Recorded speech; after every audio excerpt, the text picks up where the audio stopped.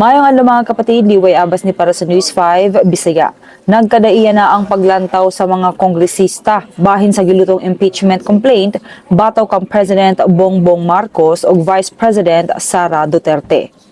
Sumala kang ACT Teachers Representative Antonio Tinio, adunay posibleng basihan alang sa impeachment batok kang President Marcos. Lakip na ang aligasyon sa pagdawat og kickback gikan sa mga proyekto sa gobyerno. Gigunusab nila nga giimbestigaran pa nila ang mga ebidensya. Sumala kang Navotas Representative Toby Tiangco, wala pa siya makadungog o nakigsulti bahin sa impeachment batok sa presidente. Apan iyang giingon nga kinahanglan patas ang panubagon sa tanang opisyal, presidente man o vice-presidente. Sa una, gisulti sa palasyo nga andam ang presidente kung adunay maghimo og impeachment complaint batok kaniya.